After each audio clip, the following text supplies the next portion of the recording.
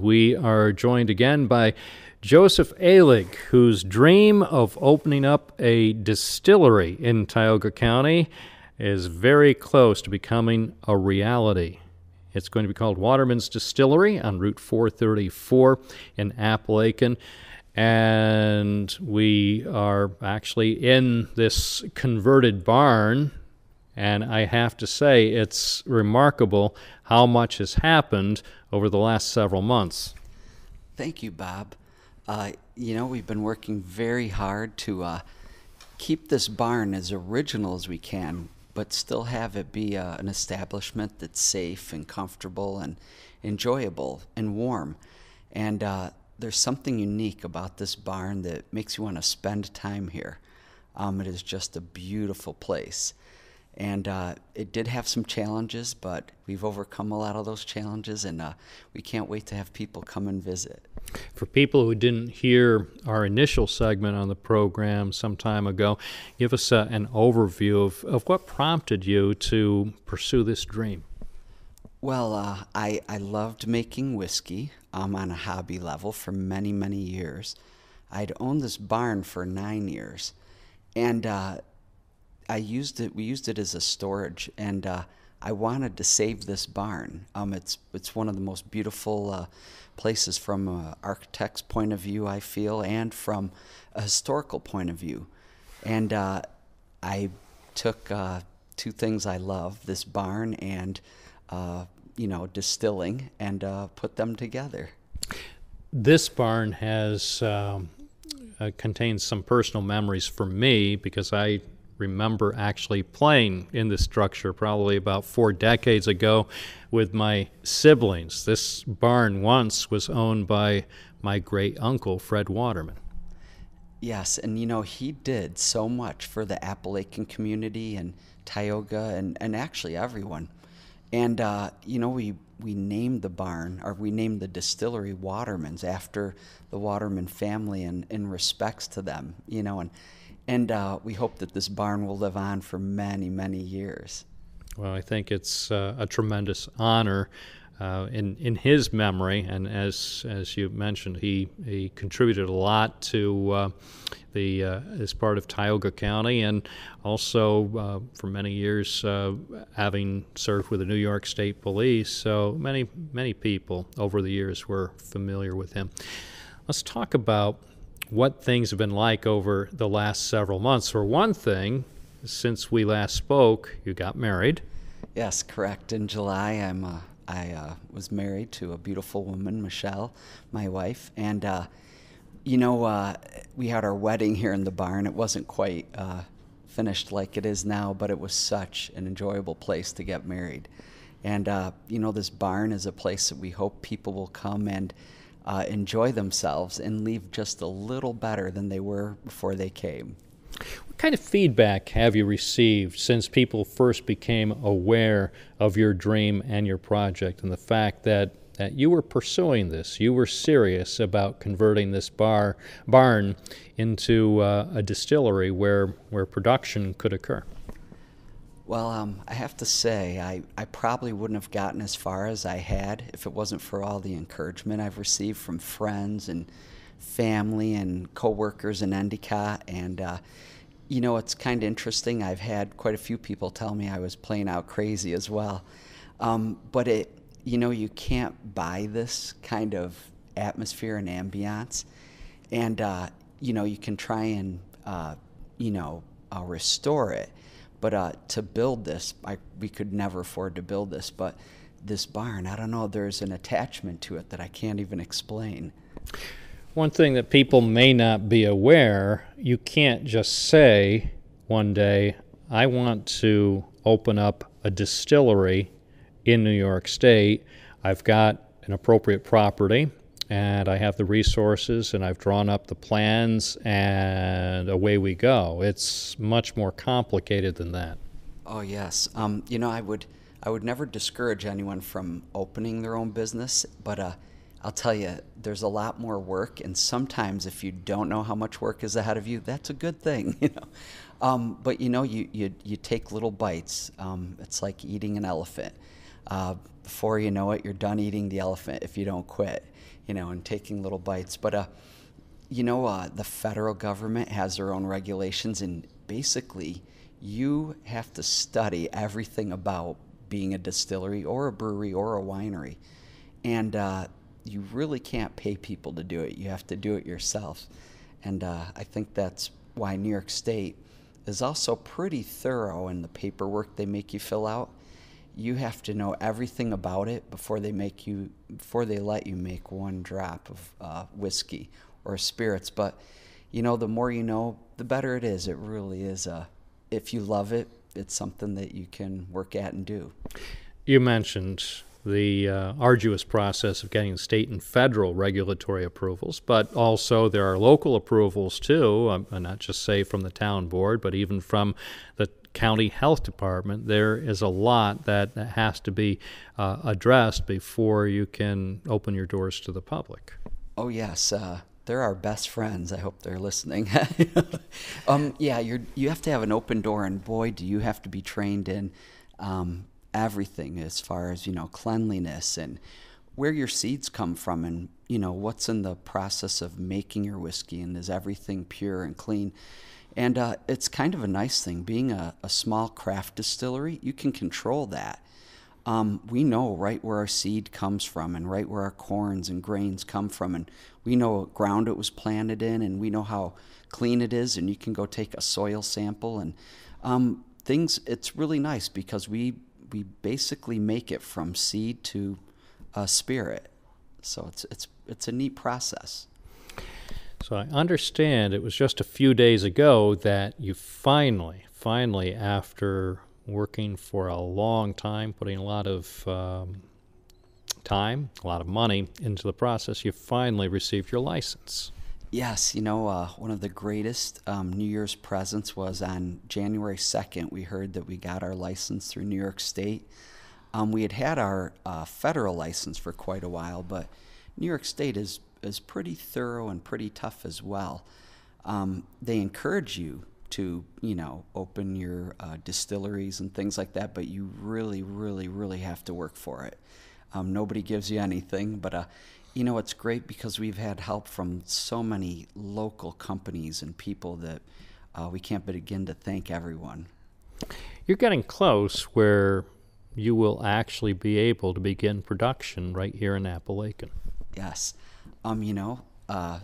This weekend we hope to begin fermenting our first mash, and in 2 weeks we should have quite a bit built up and produced. We probably won't be able to open our doors for another few weeks because we do have to bottle quite a bit and anticipate any sales, because if you can't fill your sales, you could be in trouble, instantly. The place where we're sitting for this interview is remarkable. Obviously, there'll be an area where people can enjoy the various whiskeys, but there will be other things here as well. Yes, we have locally made items, many handmade, everything from soaps to pottery. We also will have many other local made things, and our main goal is to sell things from our local community and keep this money in our community. And there are things that go along with the theme of the building and our products that we make and enjoy. There's been so much interest and a lot of growth when you think about the wineries in the Finger Lakes and some other parts of New York State over the last few decades. More recently, a lot of craft brewing operations for people who like different types of beer. And slowly but surely, there seems to be a growing interest in craft distilleries such as the one that you're preparing to open. Yes, one of the most interesting things we found out is that people are coming from all over to do the New York State loop. They're basically have a loop around New York State of wineries, distilleries, and breweries. And there was a gap in the loop, and hopefully we'll help fill that. The great thing is people come from as far as other states, and people now take vacations to come and do the New York State craft beverage loop, which is amazing. And who would have ever thought that? I know we were talking, say 10 years ago, you could have never imagined that New York State could reinvent itself and remarket itself. And it's a neat way to look at, taking New York State goods and producing them into something that people want again. What strikes me is that as we look in some aspects of our lives and our economy, as perhaps some of our more mundane purchases tend to be shifted over to really big retailers and people do more and more of their routine purchasing online, there still seems to be a growing interest in family-run or relatively small operations where people can actually get acquainted with the owners and the people who are producing the goods. Yes, it's funny, your day-to-day things, you can purchase, but there's something about having pride in what you make. And it's funny, people are starting to look at items and say, wow, this is made, by, say, someone in my community, and they're very proud of that. And it's funny because sometimes I see technology and I think, wow, we're losing each other as a family, but in some ways I think we're growing closer together as a family. Well, there certainly are new connections that can be established in businesses like this. So I look back over the last several months, and I've been keeping sort of an eye on things from afar and knowing that there was a lot that had to be going on the inside. I just have to ask, were there some points where you felt somewhat discouraged that this is taking longer than I anticipated, than we anticipated, and maybe I am not going to be able to pull that off? Did you ever get to that point where you thought this might be an elusive dream? Bob, you're exactly right. And I have to say you were spot on when you came in June and you said, wow, I think you're going to be farther off than the summer. And the best laid plans can always go awry. I have to say that there's a few times we thought we were afraid to even give a date of when we would open because we felt so out of... like we had no control over when things were done. There's things like the weather played a part with an addition to our building that we had put on, and it postponed it a month alone with all the rain we had in June and May. And I felt like, oh my goodness, this is out of our control. But someone like yourself who came in and you probably, I know the way that you talked, you had a good feeling it was probably going to be later on than sooner. And, as far as giving up, it was funny. There are times when you have these doubts in your mind. You get this little seed of like, maybe I'm in over my head, maybe not.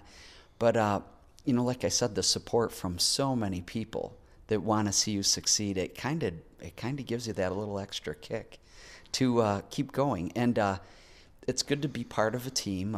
My wife and our partner, when one of us was down, somebody else was there to pick it up.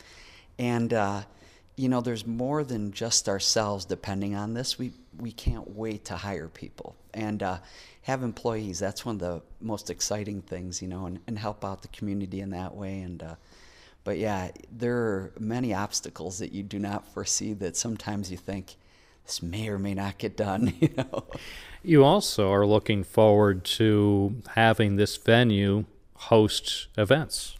Yes, it is such a big place, and there'll be even more improvements in the future, but we can host small weddings, retirements, business meetings, indoor, outdoor events.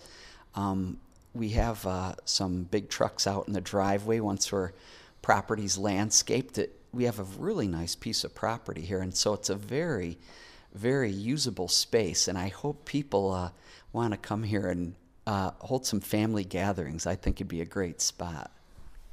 Well, you're getting very close, and the fact after all this work, all this effort, that you're still smiling, and basically you're at this juncture where production is about to begin, and before long you will actually be able to open the doors to the general public. Yes, we can't wait, and I just hope that people enjoy our whiskey and enjoy our place.